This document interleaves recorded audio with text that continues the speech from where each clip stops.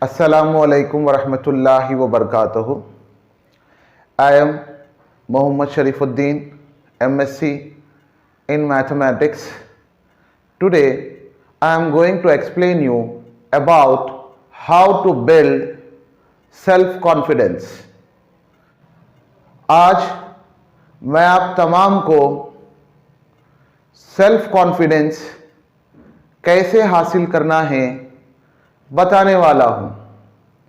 Self confidence, जिसको खुद एतमादी भी कहते हैं, उसका मतलब होता है किसी भी काम को करने के लिए अपने आप पर ट्रस्ट यानी भरोसा करना। अगर किसी इंसान के अंदर किसी काम को करने के लिए अपने आप पर भरोसा होता है, कॉन्फिडेंस होता है, तभी वो काम करने में कामयाब होता है। कुछ स्टूडेंट्स ऐसे होते हैं जिनके मार्क्स हमेशा कम आते हैं या कभी वो फेल हो जाते हैं, तो उनके पेरेंट्स और टीचर्स उन्हें डांटते हैं और बार बार नेगेटिव कमेंट करते हैं, जिसकी वजह से उनका सेल्फ कॉन्फिडेंस गिरने लगता है। इन्फीरियरिटी कॉम्प्लेक्स डेवलप हो जाता है, वो एहसास कमतरी का शिकार होते हैं। हालांकि पेरेंट्स और टीचर्स का ये मकसद नहीं होता कि बच्चों को डिस्करेज किया जाए, लेकिन अनदेखे तरीके से students Aahista Aahista inferiority complex यानी अपने आप को दूसरों से कमतर समझने लगते हैं, जो कि एक बहुत ही खतरनाक सूरत हाल है। इसीलिए एक अच्छे टीचर की ये रिस्पॉन्सिबिलिटी होती है, ये जिम्मेदारी होती है कि वो अपने स्टूडेंट्स को इंकरेज करे। अगर कोई स्टूडेंट चाहे कितने भी कम मार्क्स क्यों ना लाओ, डांट के साथ साथ उन्हें इंकरेज करने की ज़रूरत है, ताकि वो भी अपने आप को दूसरों के बराबर समझे, ताकि वो भी अपने रिजल्ट में इम्प्रूवमेंट ला सकें। इस बात को मैं एक एग्जाम्पल के ज़रिए बताना पसंद करूँगा। किसी ज़माने में एक पर्सन के पास एलिफेंट हुआ करता था और वो अपने एलिफेंट को, जो कि बहुत बड़ा था, उसको एक मामूली रस्सी से बांधकर रखा करता था। एक आदमी ने उससे पूछा कि तुम इतने बड़े हाथी को एक मामूली रस्सी से बंधते हो, ये कौन सी अक्लमंदी की बात हो गई? तो उस हाथी वाले ने, एलिफेंट वाले ने जवाब दिया, जब ये हाथी छोटा था, जब मैं उसे इसी रस्सी से बना करता था, और जब उसने उस रस्सी को तुड़ाने की कोशिश की तो वो नाकाम हो गया। इसी वजह से उसके माइंड में, उसके दिमाग में ये बात बैठ गई कि रस्सी को तुड़ाना उसके बस की बात नहीं है। इसी वजह से हम इस काम में कामयाब होते हैं कि एक मामूली सी रस्सी से इतने बड़े हाथी को बांध देते हैं।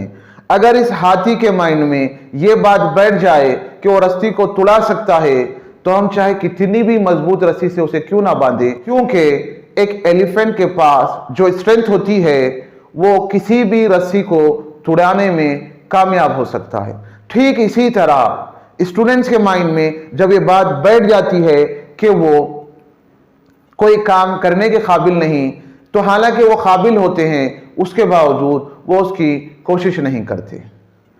अब सवाल ये है कि जो स्टूडेंट फेल होता है या कोई इंसान अपने किसी मकसद में नाकाम होता है, तो उसकी क्या रीज़न हो सकती है? तो आम तौर पर हर इंसान दूसरे इंसान के बराबर होता है। अल्लाह ताला ने हर एक इंसान में बराबर की सलाहियतें दी हैं। फिर क्या रीज़न है, क्या वजह है कि कोई स्टूडेंट पीछे रहता है और कोई आगे निकल जाता है? तो रीज़न सिंपली इतना है कि कुछ स्टूडेंट्स अपने मकसद को पाने के लिए, अपने एग्ज़ाम में अच्छे मार्क्स स्कोर करने के लिए अपना टाइम स्पेंड करते हैं, उसको उतना टाइम दे पाते हैं, जिसकी वजह से उनका परसेंटेज ऑटोमेटिकली इंक्रीज होता है। और कुछ स्टूडेंट्स ऐसे होते हैं जो अपने एग्जामिनेशन के प्रिपरेशन के लिए टाइम नहीं दे सकते या नहीं देते, जिसकी वजह से उनका परसेंटेज ऑटोमेटिकली डिक्रीज होता है और वो ये समझने लगते हैं कि उनके अंदर कोई कमी है। यहाँ कमी किसी बात में नहीं।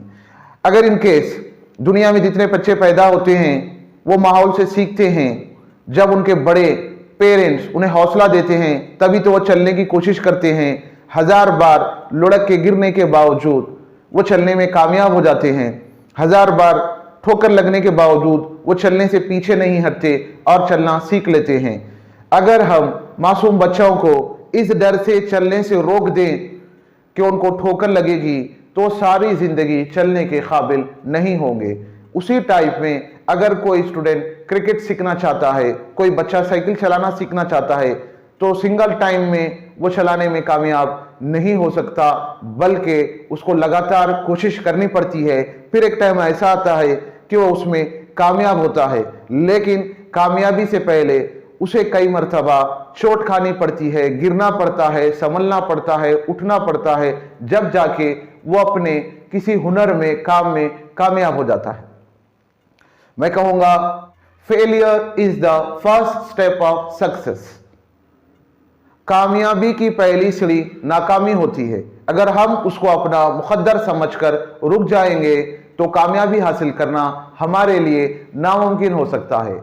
इसीलिए हाईटेक एजुकेशनल और वेलफेयर सोसाइटी ने यह फैसला किया है कि ज्यादातर स्टूडेंट्स जिनके अंदर कॉन्फिडेंस नहीं होता, उनके अंदर कॉन्फिडेंस को डेवलप करने में हम इंपॉर्टेंट रोल अदा करेंगे, क्योंकि आमतौर पर स्कूल्स और कॉलेजेस में सिलेबस कंप्लीट कराने का इतना बर्डन होता है कि स्टूडेंट के अंदर पर्सनालिटी डेवलपमेंट के लिए किसी किस्म का कोई प्रोग्राम नहीं होता, जिसकी वजह से ज्यादातर स्टूडेंट्स मायूसी का शिकार हो जाते हैं। अगर कोई अपने एग्जाम में पास हो भी जाता है तो उसके अंदर उतना कॉन्फिडेंस नहीं होता, वो आगे जाके जॉब हासिल करने में और दूसरे मामलों में नाकाम हो जाता है। तो वजह साफ है, इंसान को कोई भी काम करने से पहले सिर्फ और सिर्फ सेल्फ कॉन्फिडेंस की जरूरत होती है, और इस सेल्फ कॉन्फिडेंस को कोई चॉकलेट या कैडबरी खा के हासिल नहीं किया जा सकता, बल्कि हमें अपने आप पर भरोसा करना होता है। जब आप अपने आप पर भरोसा करेंगे तो इंशाल्लाह कामयाबी यकीनी है। वैसे भी मुसलमान अल्लाह की ज़ात पे भरोसा करता है और मुसलसिल मेहनत करता है। कंसिस्टेंट हार्ड वर्क करने के बाद एनी हाउ आप सक्सेसफुल हो सकते हैं, मायूस होने की ज़रूरत नहीं है। इंशाल्लाह मैं अपनी अगली क्लास में ऐसे ही अच्छे अच्छे टॉपिक्स लेकर आता रहूँगा, और आप तमाम से रिक्वेस्ट है कि इन वीडियोस को ज़्यादा से ज़्यादा शेयर करें ताकि दूसरे स्टूडेंट्स भी इससे फ़ायदा हासिल करने में